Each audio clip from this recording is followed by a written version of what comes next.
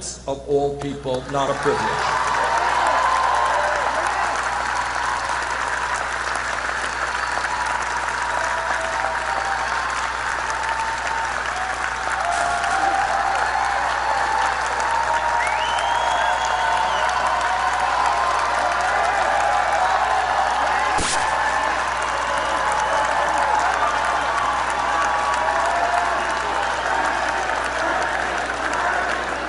You know, I talked earlier about how today, $15 an hour, we have moderate governors signing the bill, no problem. And yet, we still believe that somehow it is a radical idea that all people should have health care as a right. It is not a radical idea. All of you know, or should know, that every other major country on earth does that. United Kingdom, France, Germany, Holland, Scandinavia. I live 50 miles away from Canada. That's what they do. So when you understand that the Affordable Care Act has done some good things, I'm on the committee that helped write the bill. We did away with pre-existing conditions, that obscenity. We increased health care coverage by some 17 million people. We did away with discrimination against women in terms of the prices they were paying for health premiums, for health plans. But here's the reality today. 29 million people still have no health insurance. And what we don't talk about much is that even more people are underinsured with large copayments and deductibles, including many of you, right? And then added to that, we got this absurdity of the drug companies ripping off the American people in an absolutely unconscionable way. Insane, totally crazy. I mean, again, it means stepping outside of the box and saying, okay, how could it possibly be that 1 out of 5 Americans go to the doctor and they get prescriptions from the doctor, but they can't afford to fill those prescriptions? How crazy is that? How crazy is it that all over this country, seniors are cutting their pills in half because they don't have enough money to buy the medicine that they need? Okay, it is crazy. Okay, so this is not a radical idea. Every other country on earth does it. And many of them, by the way, have better health care outcomes than we do.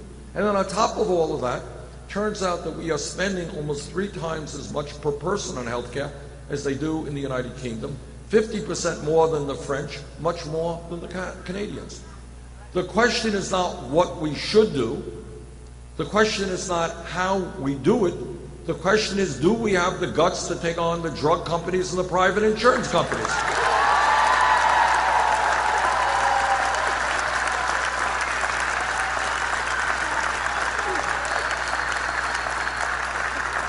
And that is why I believe we need to move toward a Medicare for all single-payer program.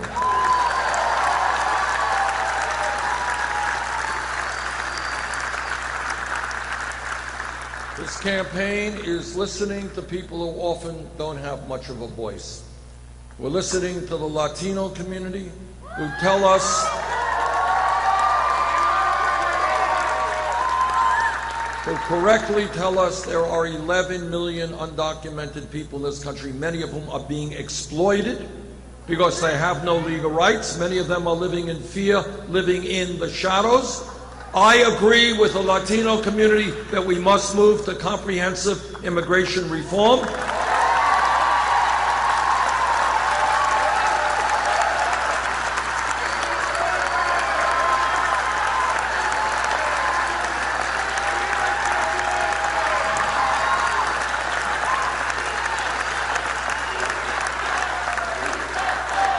And if Congress does not do its job, I will use the executive powers of the presidency to do everything that I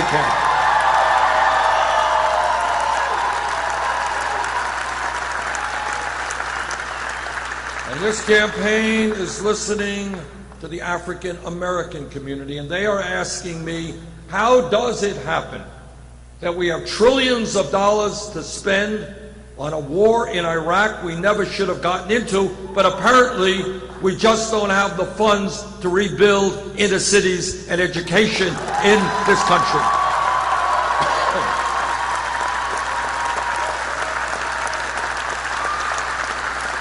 And again, think big, not small. Do not accept the status quo. Do not accept kids in minority communities getting inferior, inadequate education. Do not accept people having to deal with gentrification and getting affordable housing wiped out.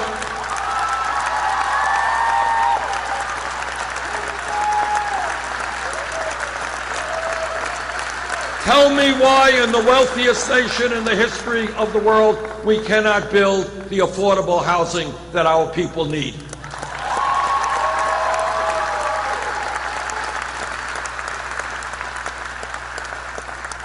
And this campaign is listening to the Native American community, by the way.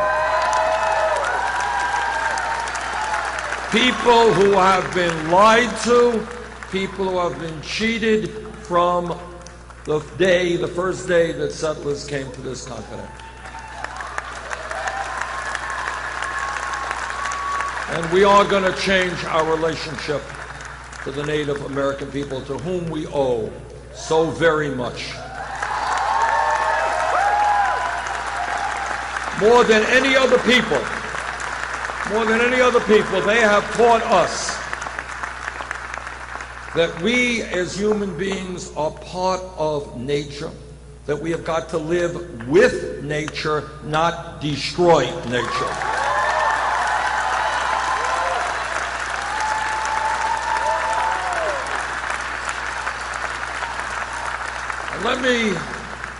Let me conclude by telling you why Donald Trump will not be President of the United States. He will not be president because the American people will not vote for a candidate for president who every day is insulting Mexicans and Latinos and Muslims. They will not vote for a candidate for president who every day is insulting women or veterans.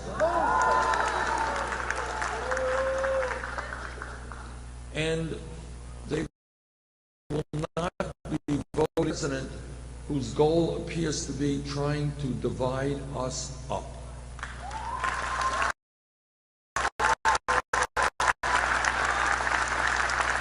The American people understand that as a nation, what makes us unique, and I don't have to say it to anybody here in New York City because this has been the melting pot of this country.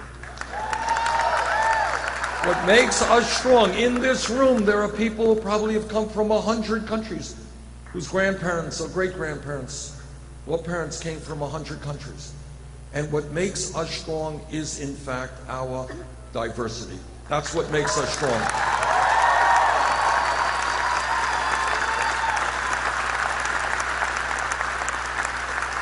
And bringing people together always trumps dividing us up. The American people understand that what America is about is supporting each other. My family's in trouble, you gotta help us. Your family's in trouble, we are there for you. That's what society means.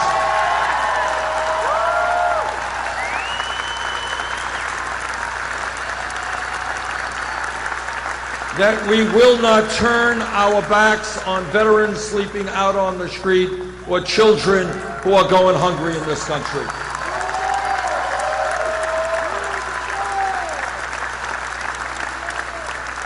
And that togetherness, supporting each other, always trumps selfishness.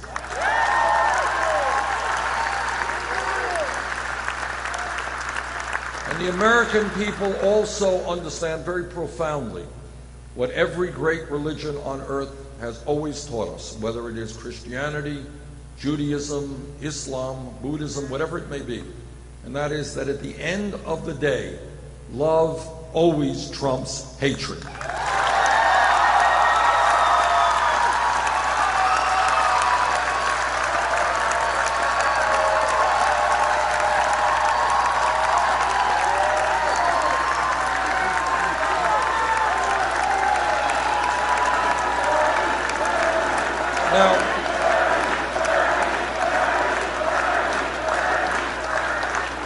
April 19th, there's going to be a very important primary here in New York.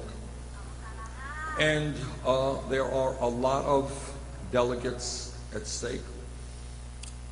And if we win here in New York, it absolutely opens the door. Remember, this is Secretary Clinton's adopted home state. This is what...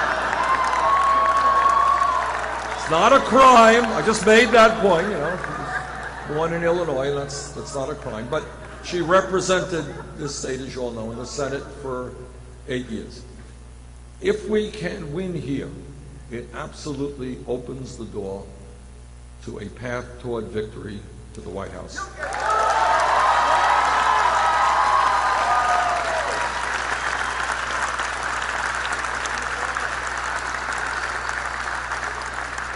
Now, what I've learned in this campaign is that when the voter turnout is high, and we have seen some very high voter turnouts in various states, when the voter turnout is high, when working people and young people, and a lot of people who've kind of given up on the political process, come in and vote. When that voter turnout is high, we win. When the voter turnout is low, we lose. So I hope that on April 19th here in New York State, we will have the highest voter turnout in a Democratic primary in the history of this state.